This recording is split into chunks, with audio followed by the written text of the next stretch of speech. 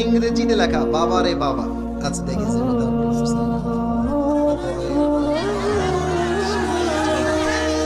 আসসালামু আলাইকুম হুজুর। এই আগে কে দিয়েছো? আমি তোমাকে ধমক দিব না, আমি তোমাকে একদমই ধমক দিব না। কে আছো বলবা নাকি ভয় পাচ্ছ? সোনামণি, দাল মে কুছ কালা তো জরুর হ্যায় ইহাঁ পে।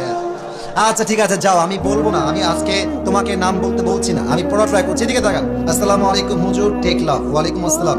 প্লিজ আনসার, দয়া করে উত্তর দিবেন। আচ্ছা, a girl named A marriage a boy named B. একজন এ নামের ছেলে বি নামের মেয়েকে বিয়ে করেছে পারমিশন ছাড়া, উইথাউট হার প্যারেন্টস পারমিশন, কোনো অনুমতি ছাড়াই বিয়ে করেছে। After some days the girl named A marriage another boy. অর্থাৎ যেই মেয়েকে সেই প্রথম যুবক বিয়ে করেছিল, ওই মেয়েটা আরেক যুবককে বিয়ে করে ফেলেছে। এখন সে বলতেছে without divorcing the boy name B, অর্থাৎ আগে যে যুবকের সঙ্গে বিয়ে হয়েছিল তাকে ডিভোর্স দেওয়া ছাড়াই এই মেয়েটা আরেক জায়গায় বিয়ে করেছে। What should they do now? এখন তার প্রশ্ন হচ্ছে হুজুর তারা কি করবে? প্রথম কথাই আমি বলতে চাই, মেয়েটার বিয়েটা হয় নাই। এর কারণ কি? যদি কোনো মেয়ে সেকেন্ড কোনো বিয়ে করতে চায় তার স্বামীকে রেখে, তার স্বামীকে তাকে তালাক দিতে হবে। তালাক দিলেই হবে না, 3টা পিরিয়ড পার করতে হবে। 3টা পিরিয়ড যখন পার হবে তখন স্বামী এবং স্ত্রীর মাঝে রিলেশনশিপটা ফুললি ব্রেকআপ হবে। তখন মেয়েটা চাইলে অন্য কোনো জায়গায় বিয়ে বসতে পারে। এখন সে যে প্রশ্ন করেছে, এই প্রশ্ন হচ্ছে এমন, হুজুর সে ওই প্রথম ছেলেকে ডিভোর্স না দিয়ে আবার আরেক জায়গায় বিয়ে করেছে। আমার মনে হয় যেই মেয়ে প্রথম স্বামীর থেকে ডিভোর্স না নিয়েই অন্য কোথাও বিয়ে বসে যায়, তার চরিত্রে নিশ্চিত ভেজাল আছে যুবক ভাইরা। আর আমি একটা কথা মনে প্রাণে বিশ্বাস করি, বিশ্বাস বড় একটা দামি জিনিস। সস্তা মানুষ বিশ্বাসের মান ধরে রাখতে পারে না। যেই মেয়েটা তোমাকে ডিভোর্স না দিয়েই বিয়ে করেছে, মনে রাখবা ওইটা আসলে সেকেন্ড টাইম তোমার বউ হওয়ার যোগ্যতা রাখে না। ওকে ডিভোর্স দেওয়াই উত্তম হবে।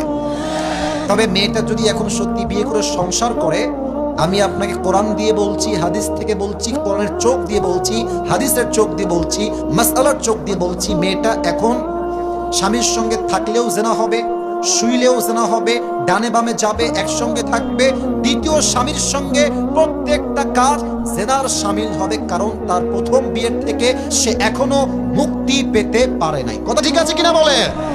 আর যে আমাকে প্রশ্ন দিয়েছো তাকে আমি এতটুকু বলতে চাই, যদি এটা তোমারই ওয়াইফ হয়, আমি জানি না কার ওয়াইফ, বাট তোমার বন্ধুরও যদি ওয়াইফ হয়, বন্ধুকে আমার এই মেসেজটা বা ভিডিও পাঠিয়ে দিও। এরকম মেয়ের সঙ্গে সংসার করার কোনো দরকার নেই। এবং এই মেয়েটা যা করছে এখন, বিশ্বাস করেন, যাকে যে বিয়ে করেছে, ওই মেয়েটা যাকে বিয়ে করছে, ওর জীবনটাও জাহান্নাম হয়ে যাবে। এবং মেয়েরা, ভাই কি বলবো, বললে কথা বের হয়, মেয়েরা বিয়ের সময় এত পরিমাণ মিথ্যা বলে।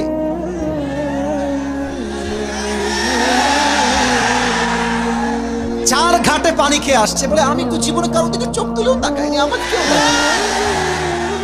এই মিথ্যা কথা বলে যুবকটাকে বিয়ে করে, আর যুবক পরে গিয়ে জানতে পারে যে এইটা সবচেয়ে নষ্টা ক্যাটাগরির মেয়ে। যুবক ভাই আমার, প্রিয় বোনেরা, আপনার বিয়ের পূর্বে সত্য বলবেন, যা বলবেন বাস্তব বলবেন। আপনি আজকে আটা মেখে বিয়ে করবেন, আপনাকে তো বাসরে মুখ ধোয়া লাগবে যুবক ভাইরা। কথা ঠিক আছে না? তো আমরা বলি আগের বেজার ভালো, পরের বেজার ভালো না। যা আছে বলে দেন, বাস্তবতাকে হাইলাইট করেন। যে ভালোবাসবে সে সবকিছু মেনে আপনাকে ভালোবাসতে চাইবে, ঠিক কিনা? আল্লাহ যেই মেয়েটা এত করে বেঈমানি বাটপারি করেছে, আল্লাহকে হিদায়াত দান করুক। পরে সবাই আমিন। আর আমার মনে হয় যে এর পেছনে বাপ মায়ের হাত আছে, মেয়ের বাপ মায়ের হাত। মেয়ের বাপ মা বলে, এই তুই চলে আয়, তোর যা লাগবে আমরা তোকে দিব। বাট মাথায় রাখবেন, মেয়ের একবার ডিভোর্স হয়ে গেলে মেয়ের গায়ে কলঙ্কের দাগ লেগে যায় যুবক ভাইরা। নেক্সট টাইম সহজে বিয়ে হতে চায় না। তো যেই মেয়েটাই কাজ করেছে, ওকেও আল্লাহ হেদায়েত দান করুক। আর যেই যুবককে ওই যে প্রথম পুরুষ যাকে সে বিয়ে করেছিল, আল্লাহ তাকেও সহি সমাজ দান করুক, সবর দান করুক। আমরা সকলেই পড়ছি আমিন।